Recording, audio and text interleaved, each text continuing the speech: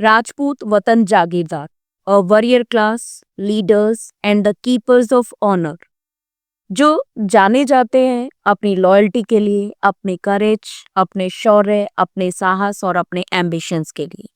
But when loyalty meets ambition, who truly wins? Aurangzeb की मृत्यु के बाद इंडियन सब कॉन्टिनेंट में बहुत से इंडिपेंडेंट किंगडम का उदय हुआ, जिनमें से एक ऐसी ही रूलिंग डायनेस्टी थी जो थी राजपूत्स।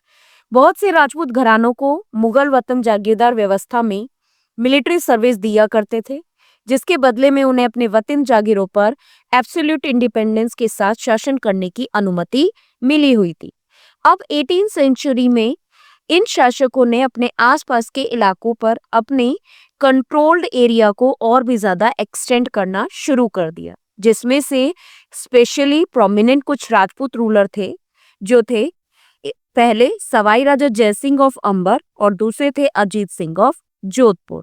जोधपुर के राजा अजीत सिंह को गुजरात की सूबेदारी मिल गई और अंबर के सवाई राजा जयसिंह को मालवा की सूबेदारी मिल गई। 1713 में इनकी राजाओं के पदों को और भी ज्यादा एक्सटेंड किया गया। उन्होंने इस स्थिति का फायदा उठाते हुए अपने वतनों के आस पड़ोस के शाही इलाकों के कुछ हिस्सों पर जो कब्जा करने की कोशिश की। जोधपुर राजघराने ने नागौर को जीत लिया और उसे अपने राज्य में मिला लिया। दूसरी ओर अंबर के राजा सवाई राजा जयसिंह ने भी बूंदी के बड़े बड़े हिस्सों पर अपना कब्जा कर लिया।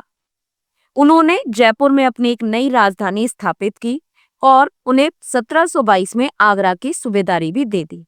लेकिन 1740 के दशक में राजस्थान में मराठाओं की एक्सपीडिशन बढ़ने लगी, जिसकी वजह से इन रजवाड़ों यानी कि इन राजपूत डायनेस्टी पर दबाव पड़ना शुरू हुआ, जिससे उनका आगे का जो राज्य को कंट्रोल करने का, एक्सटेंड करने का जो अभियान था वो आगे रुक गया। कुछ ऐसे ही फैक्ट्स के बारे में जानकारी लेते हैं।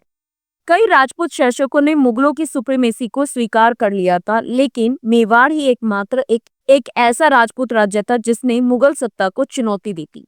राणा प्रताप 1572 में उदयपुर और मेवाड़ के बहुत बड़े क्षेत्र के नियंत्रण के साथ मेवाड़ की गद्दी पर आसीन हुए और मेवाड़ के राजा बने।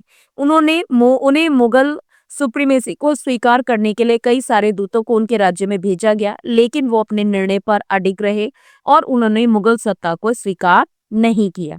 नेक्स्ट फैक्ट है सवाई राजा जयसिंह ऑफ अंबर, जो जयपुर के राजा जयसिंह के नाम से जाने जाते हैं। 1732 के एक पर्शियन डिस्क्रिप्शन के अकॉर्डिंग जो राजा जयसिंह के बारे में बताते हैं कि राजा जयसिंह ने अपनी सत्ता में बहुत ही अच्छे से शासन किया। 12 वर्ष के लिए वे आगरा के सूबेदार रहे। 5 से 6 वर्षों के लिए वे मारवा के सूबेदार बने। उनके पास बहुत विशाल सेना थी, तोपखाना यानी आर्टिलरी था और काफी अधिक मात्रा में उनके पास प्रॉपर्टी और मनी थी। उनका प्रभाव दिल्ली से लेकर नर्मदा नदी के तट तक यानी नर्मदा नदी के किनारे तक फैला हुआ था। उन्होंने जयपुर नाम की राजधानी की स्थापना करी, जो आज के राजस्थान की राजधानी भी है।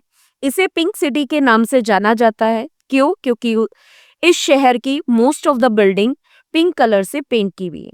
ये काफी फाइनेस्ट प्लान सिटी में से एक है आज के समय में भारत के।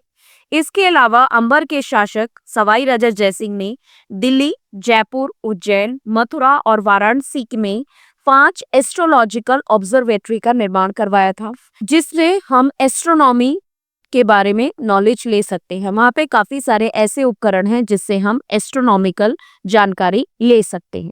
हमने राजस्थान में काफी सारे किलों और महलों के बारे में तो सुना ही है। कई राजपूत सरदारों ने पहाड़ियों की चोटी पर किले बनाए थे, जहां से वो अपना शासन चलाते थे।